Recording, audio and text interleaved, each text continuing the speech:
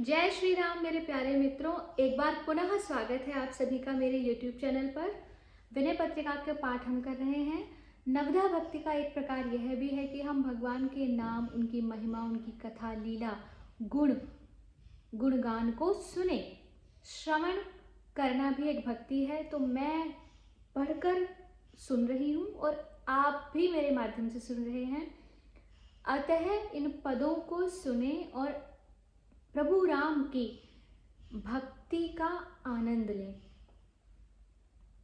तुलसीदास जी आगे लिखते हैं, नाचत ही निस दिवस मरयो, तब ही ते न भयो, हरि थिर जब ते जीव नाम धरयो। बहु बासना विविध कंचुकी, भूषण लोभादि भरयो। चर अरु अचर गगन जल थल में, कौन न स्वांग करियो। इसका भावार्थ है कि मेरा मन रात दिन नाचते नाचते ही मरा। हे हरे, जब से आपने जीव नाम रखा तब से यह कभी स्थिर नहीं हुआ। इस माया रूपी नाच में नाना प्रकार की वासना रूपी चोलियां तथा लोभ आदि अनेक गहने पहनकर जड़ चेतन जल स्थल आकाश में ऐसा कौन सा स्वांग है जो मैंने नहीं किया। देव दनुज मुनि नाग मनुज नहीं जाचत को उबरयो। मेरो दुसह दरिद्र दोष दुख काहू तो न हरियो। थके नयन पद पानी सुमति बल, संग सकल बिछुरयो। अब रघुनाथ शरण आयो, जन भव भय बिकल डरयो। अर्थात देवता, दैत्य, मुनि, नाग, मनुष्य आदि ऐसा कोई भी नहीं बचा जिसके आगे मैंने हाथ न फैलाया हो, परंतु इनमें से किसी ने मेरे दारुण दारिद्र्य दोष दुखों को दूर नहीं किया। मेरे नेत्र, पैर, हाथ, सुंदर बुद्धि, बल सभी थक गए हैं। सारा संग मुझसे बिछुड़ गया है। अब तो हे रघुनाथ जी, यह संसार के भय से व्याकुल और भीत दास, डरा हुआ दास आपकी शरण में आया है। जेहि गुण ते बस हो रीझ कर, सो मोहि सब बिसरयो। तुलसीदास निज भवन द्वार, प्रभु दीजे रहन पड़यो।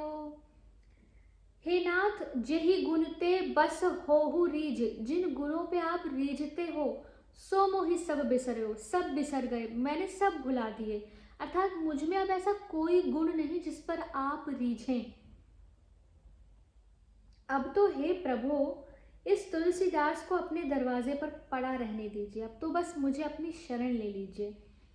आगे लिखते हैं, माधव जू मौसम मंद न कोऊ, जधपि मीन पतंग हीन मति, मोहि नहीं पूजे ओऊ।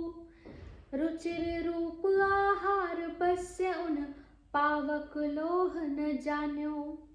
देखत विपति विषय न तजत हो, ताते अधिक अयान्यो। महामोह सरिता पार मह संतत फिरत बहयो। श्री हरि चरण कमल नौका तजी, फिर फेन गहायो। हे माधव, मेरे समान मूर्ख कोई भी नहीं है। मौसम मंद न को, यद्यपि मछली और पतंग हीन बुद्धि हैं, परंतु वे भी मेरी बराबरी नहीं कर सकते। पतंग ने सुंदर रूप के वश हो दीपक को अग्नि नहीं समझा, और मछली ने आहार के वश हो लोहे को कांटा नहीं जाना, परंतु मैं तो विषयों को प्रत्यक्ष विपत्ति रूप देखकर भी नहीं छोड़ता, अतएव मैं उनसे अधिक मूर्ख हूँ। महामोह रूपी अपार नदी में निरंतर बहता फिरता हूँ। इससे पार होने के लिए श्री हरि के चरण कमल रूपी नौका को तजकर बार बार फेनों को पकड़ता हूँ। अर्थात जो विषय हैं वो फेनों के समान हैं, क्षण भंगुर हैं, और श्री हरि के चरण कमल नौका हैं। जैसे आगे लिखते हैं, निज तालुगत रुधिर पान करि मन संतोष धरए, अस्थि पुरातन क्षुदित स्वान अति झों भरी मुख पकड़े, परम कठिन भव ब्याल ग्रसित हों, त्रसित भयो अति भारी, चाहत अभय भेक शरणागत खगपति नाथ बिसारी। जैसे बहुत भूखा कुत्ता पुरानी सूखी हड्डी को मुंह में भरकर पकड़ता है, अपने तालू में रगड़ लगने से जो खून निकलता है उसे चाटकर बड़ा संतुष्ट होता है, यह नहीं समझता कि यह रक्त तो मेरे ही शरीर का है, यही हाल मेरा है।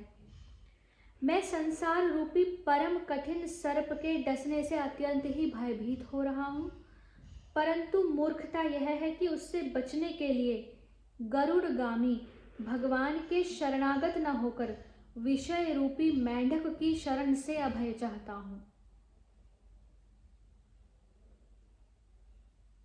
जैसे जल में रहने वाले जीवों के समूह सिमट सिमट कर जाल में इकट्ठे हो जाते हैं और लोभवश एक दूसरे को खाते हैं।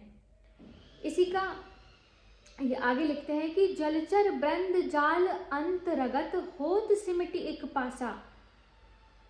जैसे जल में रहने वाले जीव समूह सिमट सिमट कर जल में इकट्ठे हो जाते हैं, एक ही एक खात लालच बस नहीं देखत निज नासा, और लोभवश एक दूसरे को खाते हैं, अपना भावी नाश नहीं देखते। मेरे अघ सारद अनेक जुग गणत पार नहीं पावे, तुलसीदास पतित पावन प्रभु यह भरोस जी आवे।